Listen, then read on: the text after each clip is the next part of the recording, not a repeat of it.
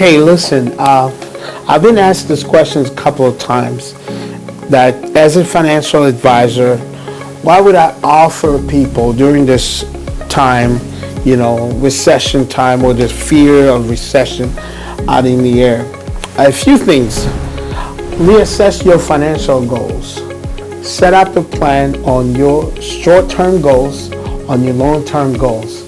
See if there are some of those goals that can be moved a little bit longer and some of them that you can focus on right away. The second thing I will recommend you do is to adjust your budget. In other words, to see what are the things that you can do now and what are the things that you may not need to do right now that you can do later, but not do right away. That is adjusting your budget. Make sure you have a clear budget. Know if it costs you $3,000 a month to live, know exactly what you're going to buy with that $3,000 and where it's going to come from and how you're going to best invest it. Number 3, I will recommend that before we get into the real recession, that you start to think about building an emergency fund. Emergency fund usually is consistent on 3 to 6 months of your monthly expenses. Like I say, if your monthly expenses are $3,000 a month, you may want to work some extra hours at your job if you can, some overtime, to be able to save anywhere between $9,000 to $18,000 put aside in your bank that you will use in case you or your spouse loses their job, or in case your source of income has some issues, your business does not perform as well as it did. So you want to make sure you have that 3 to 6 months of expenses in that account. 3 months will allow you to maybe look for another job, learn a new skill so you can start doing something else. 6 months gives you time to do all of that, maybe even more. Number 4, I'll recommend that you pay down your high interest debt. Some debts such as furniture debt, so the debt that you know is dragging you down, that it's maybe the payment is too large, or maybe the interest is just too much that you want to get rid of. You may want to pay minimum payments on the lower interest rate cards. So let's say you have some credit cards you're paying 2.99% or 0%. Make minimum payments on those cards while you attack the high interest rate debt. Make most of the money that you will normally pay your credit card, use that money to pay for the high interest debt. Once you eliminate the high interest debt, you go to the lowest interest, the lowest interest to the lowest interest. So you start high. So if you start at 7, go to 6, go to 5, go to 2, go to 1, and to 0. This is the best way to pay your debt off. Number 5, diversify your investments. This is a good time to learn how to invest in real estate, stocks. Even though there is an inflation, there is a recession, there are opportunities everywhere. If you can take the extra time that you have instead of watching TV, learn how to invest in stocks, learn how to invest in real estate, learn how to invest in crypto if possible, even though there are a lot of news about that. But the point I'm making is learn how to invest in something. One thing that I learned a long time ago, money is not made by earning money. Earning money just puts you in a position to now have money to invest. Money is made by investing. Just give an example. If someone owns an apartment building that pays him $10,000 a month while he's sleeping in a house, he can sleep all day. He doesn't have to do anything at all. Say he worked hard for for let's say 10 years. He saved $1 million and took that $1 million, bought an apartment building that cost $5 million, right? That means he put down, 20%. He put that money down and that building now starts to pay him $10,000 a month after all the employees at the building are paid, the taxes are paid, everything is paid. He gets a check every month for $10,000. This person maybe lives in a house that they paid for in full while they were saving their money. They have a car that they paid for in full. They pretty much just have $10,000 for food, clothing, and pay for everything else and travel. So if this were you planned your life this way, you can sleep all day. The recession has very little to do with you, because out of the 10,000, maybe you're taking 5,000 and you're investing in the stock market. So you have a stock market portfolio, you have a real estate portfolio, you have many things that will support you. So number 5, learn to diversify your investments, learn to invest. Take the time, make extra time after work to learn to invest. Number 6, focus on quality investments, not just any investment. Like I mentioned, stock market, it will be always good no matter what. There are 500 companies, the top companies in the US. Those companies will be there whether or not there is a recession or not. Some of them will thrive. As a matter of fact, if you look at oil companies, some of them are reporting profits in hundreds of billions. That means their stock market their stock price is going up. There are companies. Remember during the COVID lockdown, Zoom value went all the way up because everyone was using Zoom. If you learn how to invest, you can take advantage of this situation and put some cash aside for your family and grow your wealth. Remember, money is made with investments, not with money that you earn. Earned money, earned income never exceeded invested income. Long term, right? So keep that in mind. So we talked about quality of investments. Number 7, look for opportunities. Look for opportunities. During the recessions, opportunities are everywhere. So if you've been saving money, if you've been working hard, maybe you're working 2 jobs or 3 jobs, whatever it is that you're doing, there are opportunities now to buy cars at a cheaper price than you would have bought them. Remember, let me tell you something. 63% of car loans in America are late 30 to 90 days right now. That means a lot of cars are going to be repossessed, meaning these cars will be sold at auction because not too many people have money to buy these cars. The car companies are going to take less than they normally would have.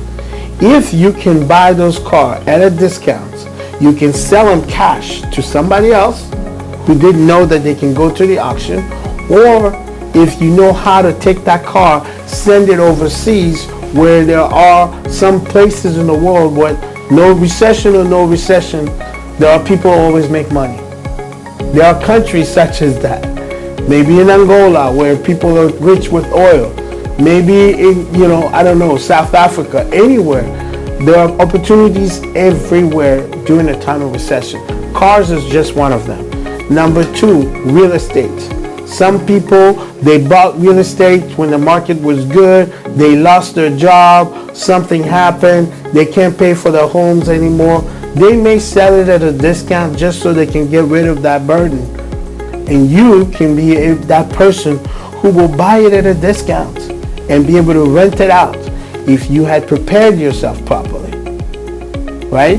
Businesses. Some people own businesses. They may not know how to grow those businesses. In the time of recession, where the conversation is so negative, some people will quit. Some people will say, you know what? I'm retiring because there's a recession. I've owned this business for 10 years. It's a good business, but I'm not sure if I want to go through another recession and to work as hard as I did in the last however many years. If somebody can buy this off of me, I can retire. Some people may see a recession as a reason for them to retire. That means that the business is bad. say, you know what, I'm tired of fighting, I'm going to relax. You can be the person who takes advantage of that. Buy that business, turn it into a successful business. I want to remind you of another thing.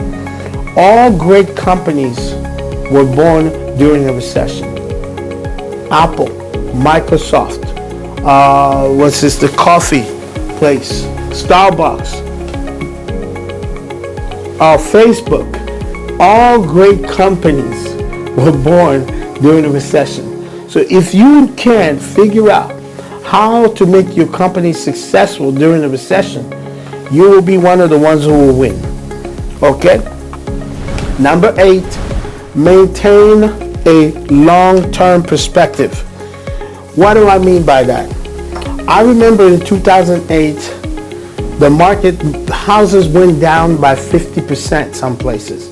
So if you bought a house for $1 million, your house value went down to $500,000. A lot of people walked away from the homes thinking, well, these homes will never come back in value. Why am I going to be paying $1 million, paying a mortgage on $1 million home while I'm living in a $500,000 home? Guess what happened? 2018 came, those houses triple or quadruple in value. So the person who in 2008 had the house evaluated at $500,000 because of the recession, because of what happened in the real estate market, now sees their home valued at $2 million or $3 million sometimes.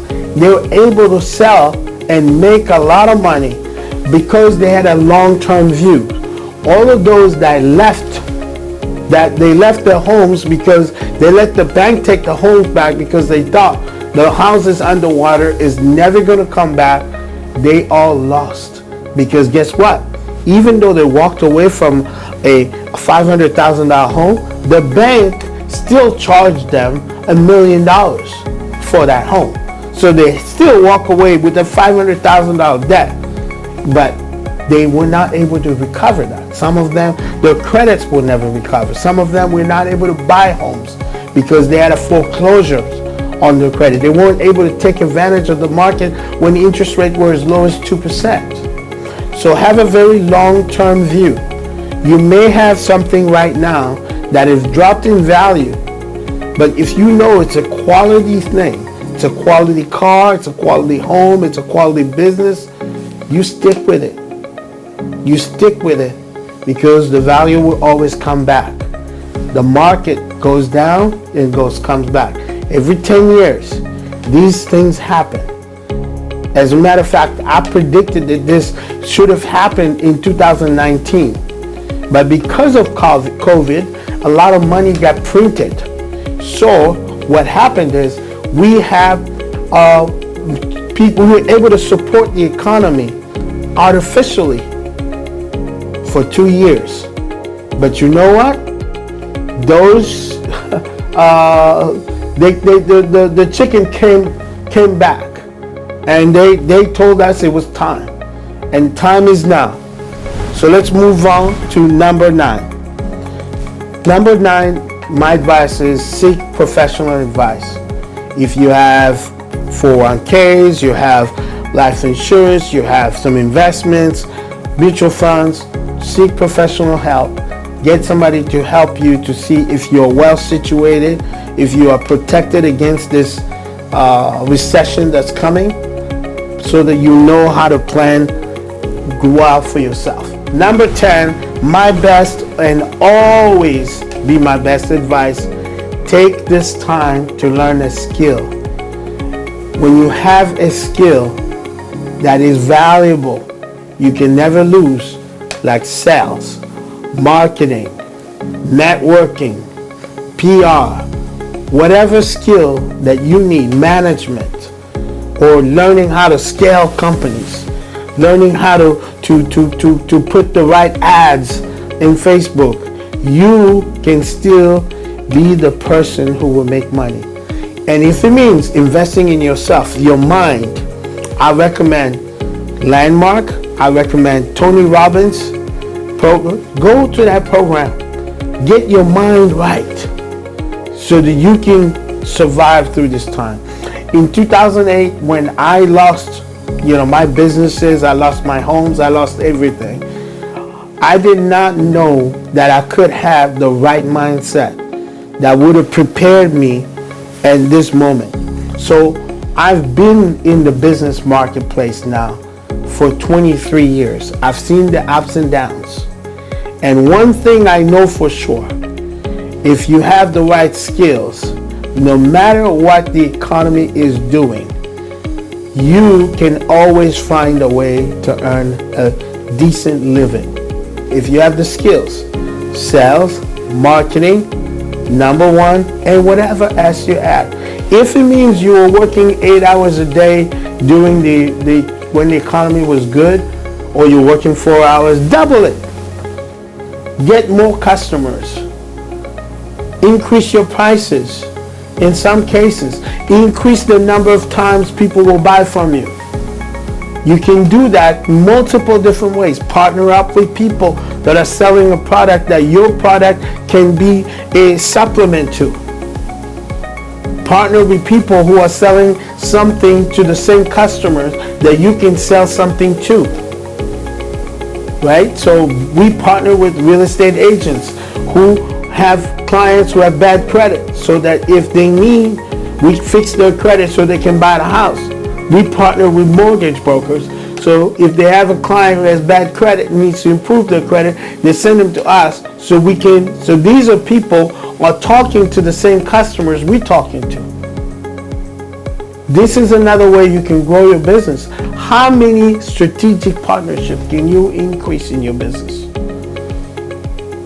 In this time, this is the time when everyone is looking for those opportunities so that they can better their businesses and make their position better. Maybe during the busy time you had too many customers, you didn't have time to network. Now is the time to go network with people, get to know new people, get to know new opportunities, get to partner up with as many people as possible. We here at Peach Capital, we have a goal of having 100,000 partners by the end of the year. And we have the same goal of having we have a different goal, but we have a goal of having at least 2,000 mortgage brokers, real estate investors, real estate agents as partners in our credit repair company. Because this, even if it's one piece of business for each one of them, it would help us survive or thrive during this recession. Because we may not have had the time to do it when we were too busy because we had too many customers. That's what I had to share with you during this recession. Keep your mind positive. Stay away from the news. Read your Bible or whatever else that gives you hope. Read that daily. Keep hope alive. This too shall pass. Until next time, I'm Marcus Mavacala.